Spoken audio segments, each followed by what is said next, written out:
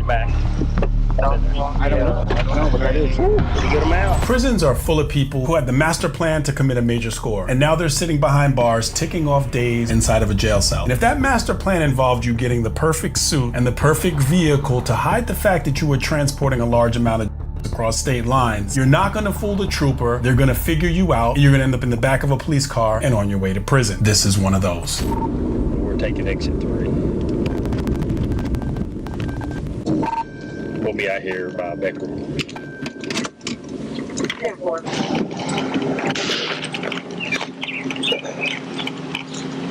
How y'all doing?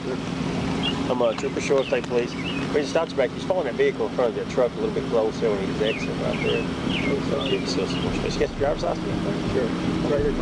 Okay, a couple things on this stop. You saw the trooper mention that he pulled the person over for following too close. And there are two things that you're going to violate frequently without even knowing. Following too close and lane change simultaneous to signal. A lot of people end up doing that. And both of those are violations in almost every jurisdiction. But I wanted to find out specifically with Arkansas what their following too close rule is. I looked up the statute and it says reasonable and prudent, having regard for the speed of vehicles and the traffic upon and the condition of the highway. If you're an Arkansas law person and that's incorrect, please chime in, but that's what I read, and that's really interesting because there's not a specific distance as far as what too close would be. So when you see reasonable and prudent, that seems like that could be a bit subjective depending on what the trooper feels without knowing exactly what a distance is. And if there's a specific distance that someone knows, please in the comment section let me know. I ain't right stating us, don't worry.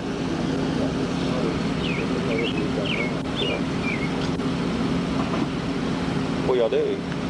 We're recovery. I'll go for international insurance. Okay.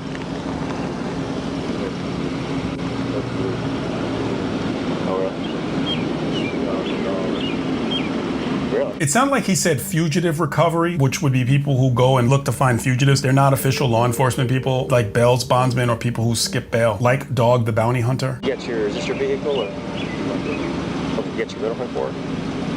Come back with me, have a seat real quick, and I'll get you in just a second, okay? Yeah, just come on back with me. Yeah, come back here with me.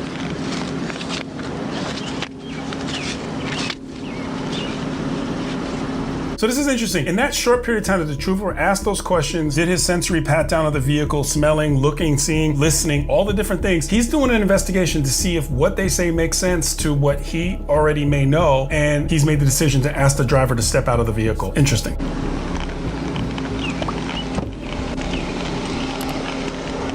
Okay, weapons or anything? I have a pocket knife. It's in my inside right here. Okay, that's fine, man. That's fine. Yeah, you just have a seat in the front seat there. So where y'all heading to?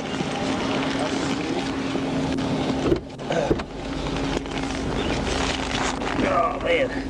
Verbal pat down, not effective. He asked the guy, do you have any weapons or anything on you? The guy says, no, I saw him doing his ocular pat down, looking to see if he saw any bulges. The guy had a jacket on. It could be all types of weapons. Could have an Uzi in his back as big as that jacket was. And he said he had a pocket knife, and the trooper directed him to sit inside of his vehicle. Again, this is the trooper stop, and he decides the threat assessment that he makes. I'm speaking from the most safe practice is to conduct a pat down on a person. From an investigatory perspective, maybe conducting that pat down might want to make the person less reluctant to talk. I don't know. I'm not an interdiction person. I've not been a trooper. However, it really freaks me out to see a person that's not patted down that I may have some kind of JDLR, just doesn't look right feeling about, sitting right next to me. But we see how it goes. You always travel in suit and ties? Well, yeah, we always dress nice. His brother used to own the business, and he passed away, and he always insisted that we're always, dressed nicely, like ready for court or whatever. Yeah. Yeah. I know that feeling. So you just flying back, it looks like. I'm assuming here? Yeah, we're flying back. Okay. What business y'all? It's actually bail bonds business. Yeah. Yeah. So, Okay. How long ago was it out there for? like 3 days. What's the guy's name you going after? Well, there's actually there was two guys that were going after this guy, Derek Lumbo. Okay. Bad guy. He's a piece of work, man. Really? Like a stalker, just burning down his ex-girlfriend's door, all kinds of just bad shit. Wow. Crazy. Sounds like it. Plenty of those people around. I got buddies that They're in the bail business around here and stuff. They chase people all over the place. Oh yeah. Yeah. I really love how they conduct their investigations. Not a word is wasted. And things that you think are benign, they have a reason why they are asking what they're asking, and they're taking every single thing in. And separating the two and marrying each one to a story is ideal. Really like what I see. Yeah, I've actually spent quite a bit of time back here, like in Arkansas and Oklahoma. When I was younger, yeah. Because I went to school at Marcoma, in Tahlequah.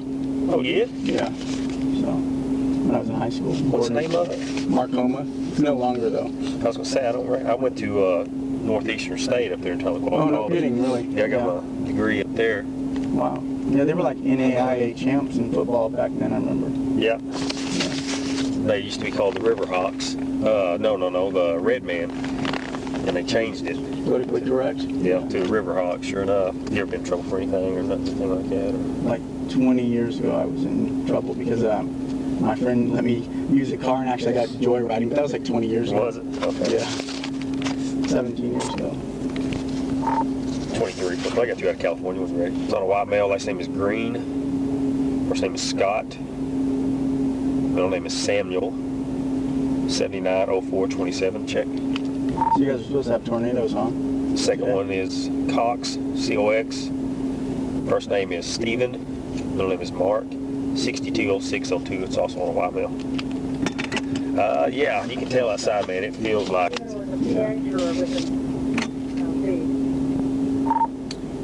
STEPHEN. Hey, hop outside, stay out there just a second. We'll go up and talk to you. The subject that's in the passenger seat of the trooper's vehicle is not patted down. Hey, who's the guy's name called?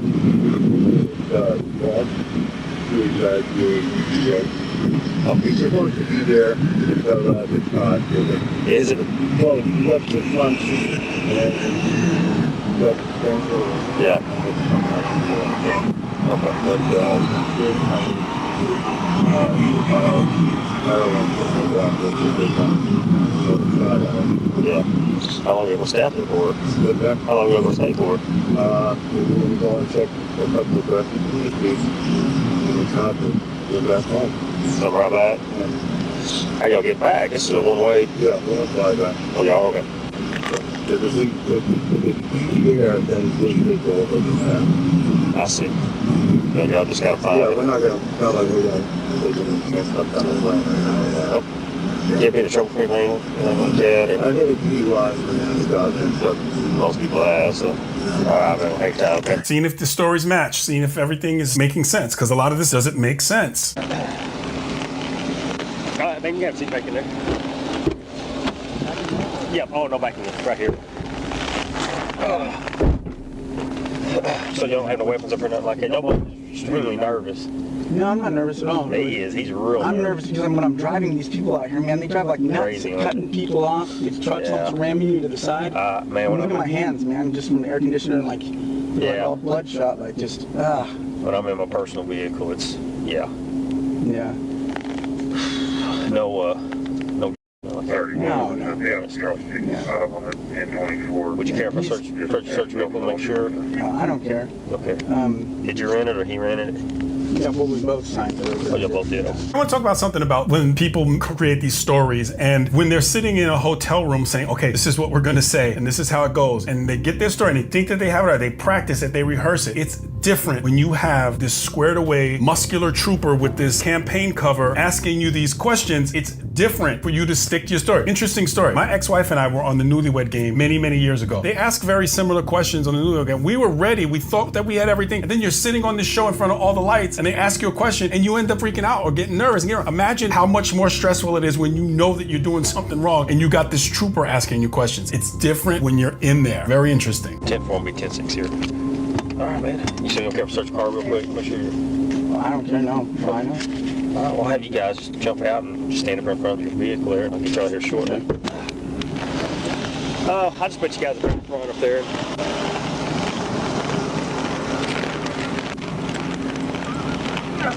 Yeah, y'all just, he's gonna let me search you guys' vehicle real quick, and I'll get you guys out here in just a second, okay? Yeah, y'all can just hang right up there if you want. Oh, yeah.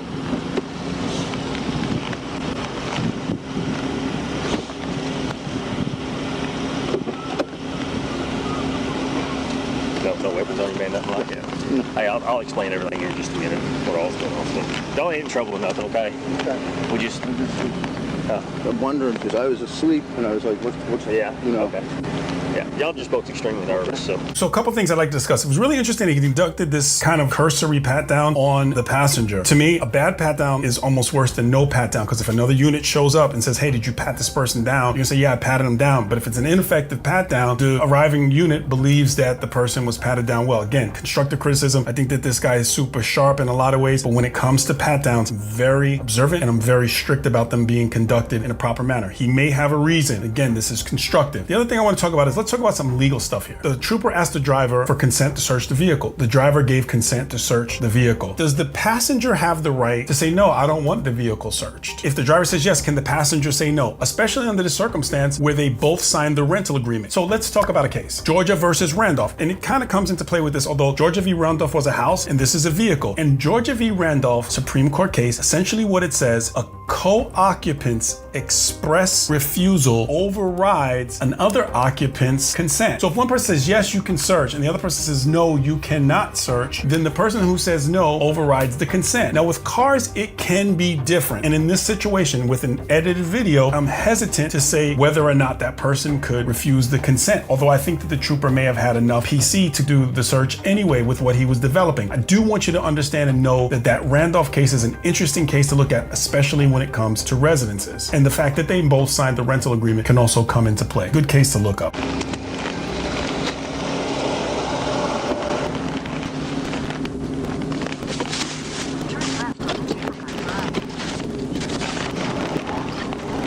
got the keys? Yeah, I'll get you guys out here in just a second.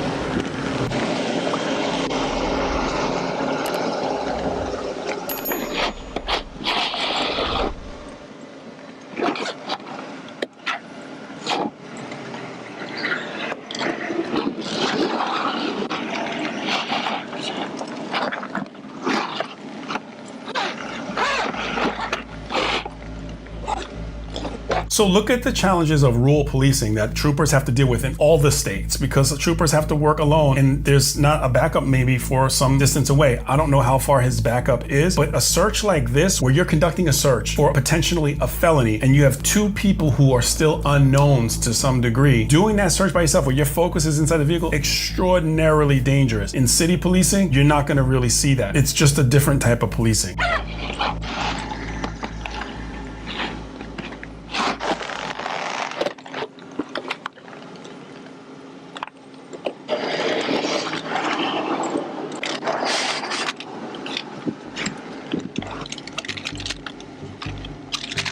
What do you think the conversation is between the two people in the front of the car? Or even if it's body language of what they're saying to each other while the trooper is conducting that search?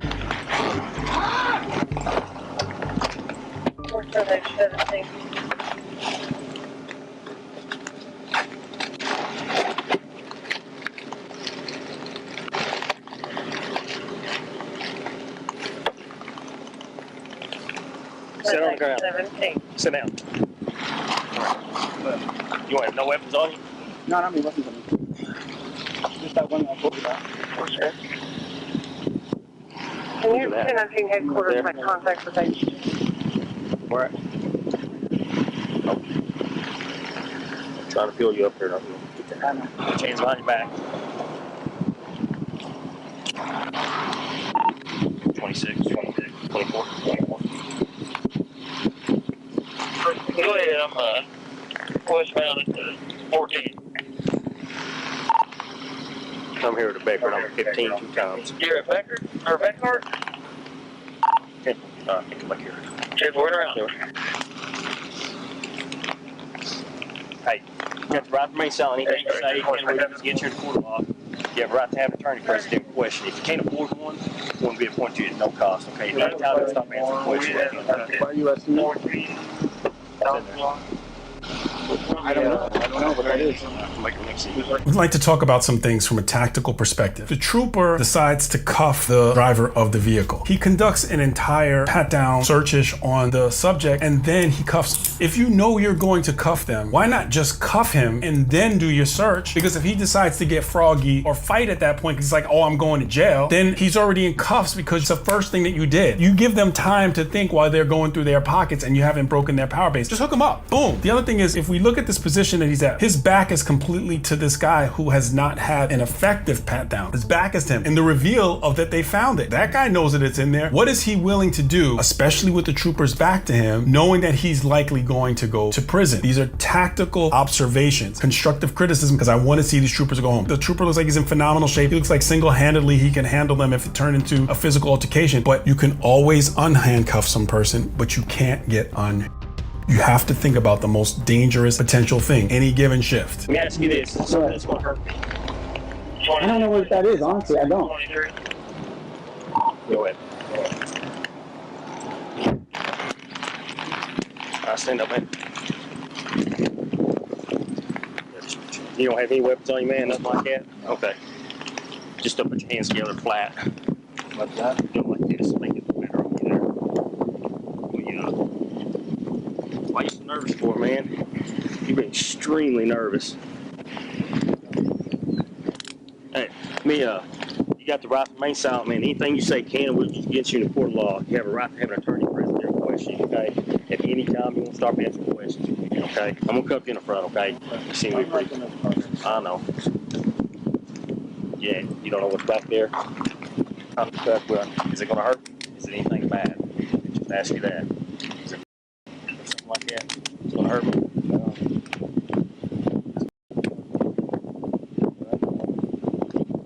Tell him this ain't my first time, man. This is what I do right here, okay? I do something. Something's up with you guys pretty quick here. You don't have anything on you, man? How much cash you got in there? I'm gonna put that back in here, okay? Walk on back here. I'm gonna let you just. We'll get all that in just a minute. I'm gonna just let you just lean up against my car right there for now. Because my back seat's loaded back here.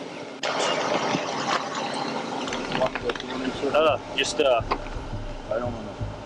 So when I look at these guys, it's very obvious that they had this all planned out. If you look at the way they dress with these suits, the tie pins, and to try to look all professional, fresh haircuts for both of them, this was all planned out. And this is very typical mule behavior. And while they think that they were being inconspicuous, they were very conspicuous. The white Buick Enclave to try to look nondescript. I mean, every single thing that an amateur would likely do under the circumstances. Nothing against Buick Enclaves. In fact, my youngest daughter drives that kind of car. But again, this is something that it stands out. It almost seems more unnatural. You want to just go back here and just sit right over on the grass? It hurts me to sit down. Does it? Okay, you can stand up right back here by my door.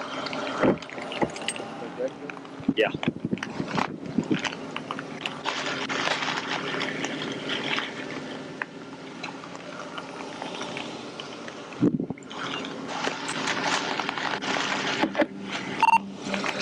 Most departments have a policy for certain people that can be handcuffed in the front, and usually it's for medical conditions or people who are very, very elderly. I'm not a fan of that practice, and I've had to do it for people who are injured or sometimes a person who has one arm. I mean, there are different reasons why you would have to do it. A human has a lot of dexterity when their hands are in their front like this. They can perform a lot of different tasks. Just take that in consideration if your department allows handcuffing in the front. 40. It's kilos. Woo. Pretty good amount. Right now, I'm gonna take you guys, go down to the drug task force office. He's gonna read you rights, talk to you guys. You guys talk to him if you want to, and all that stuff. Okay. That's a big deal. That's a big deal right there. Okay. I guess you know that.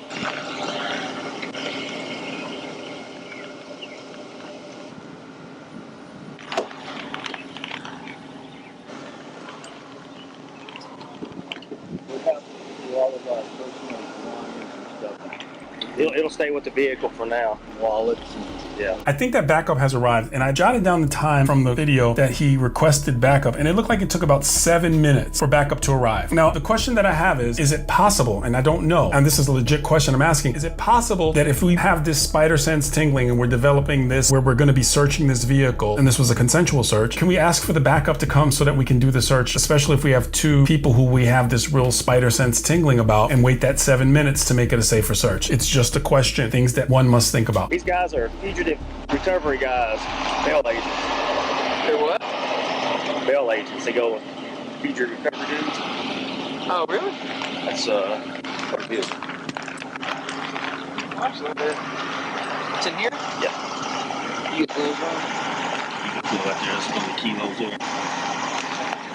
They feel like it anyways. How much is it cooperate? Man, the guy in the back there, he don't know what's back there. They're extremely nervous. Try to get him to tell me if it was or something like that. Yeah, that's a lot. 45 pounds. Look at this. Got the free. Yeah, I got all the pictures of it all. Yeah. Yeah, I read both of them, the right stuff. All I asked him was, what's back here is going to hurt me. That's all I've asked. Where y'all headed? Virginia? Yeah, that's big time federal penitentiary time. Have you ever served any time before? Ever? Okay. Well, that's federal penitentiary time. You're fixing to go talk to. Told him that's no joke right there. You're fixing to go talk to some DEA agents, task force guys, and you're going to seal your fate on whether or not you want to cooperate and possibly work it with them or go to federal penitentiary. So do we get You can, but you'll give me those options. You ain't got a phone number? They're up here. I got them both up here. So, I'm going to lock my car up and go. okay. Hey, Derek. I was about to ask that. Nobody's calling. While he's tracking you guys. I was about to ask him that. So, how much you think it is there? 46 pounds. They gave me consent. So it's interesting, the trooper says they gave me consent. So we think about the ways that vehicles can be searched. Consent, good to go, right? You have US versus Carroll, which if you have PC, you can search a car. It's an exception to the search warrant requirement. And then you get a warrant. A lot of times if there's a vehicle for an extended period of time, you get a warrant so you can go back in the vehicle. Hey, I have a seat there in my front seat. No, it's kind of tight in there, man.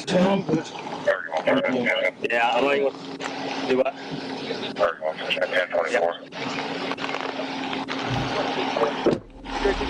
Yeah. But nobody put it there. We didn't put it there.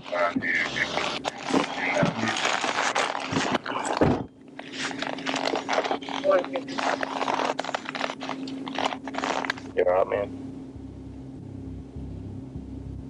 When you look at this guy sitting in the back seat looking off into the distance, you could almost see the thoughts that are going through his head as far as, I just really threw a significant part of my life away. You can almost see the remorse on his face. I hope that someone who's thinking about doing something this felony stupid looks at this guy's face and realizes that people eventually get caught. A police officer has an entire career before they have to catch you. You just have to get caught one time. Crime doesn't pay. People always say, well, some people don't get caught. They didn't get caught today, but maybe they get caught tomorrow. You can't predict the future, and the odds are against you.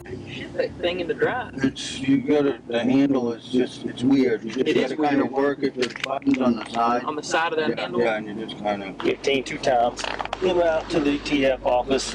26 is going to drop every hit. So as this long ride goes to this office where they're going to be debriefed, this guy's life is flashing in front of him, all the years that he's going to throw away. It is so unfortunate when people make these unwise decisions, because these people are not the people that they're even after. Of course they want to get them off the road, but these guys are likely mules. The people they want to catch are the people that feed the people that feed the people that feed those people. Very high level, and they know exactly how to do that. What appears to be the charges, and again, this is not an official document, however, I'm going to read it to you. Both arrestees ultimately pleaded guilty. On May 14th, 2020, one of the subjects pleaded guilty and was sentenced to 120 months in federal prison. And in federal prison, you have to do almost all of that time, followed by 5 years of supervised release. And some people hate the supervised release worse because of all the stipulations are placed on it. Sometimes it's curfew. Sometimes it's that you can't drink booze, you can't consort with ex-felons, and one mistake lands you back in prison. One count of possession with intent to distribute more than 5 kilograms of The other subject, age 40, was sentenced to 46 months federal prison, 3 years of supervised release. And the original video said that this was a significant amount of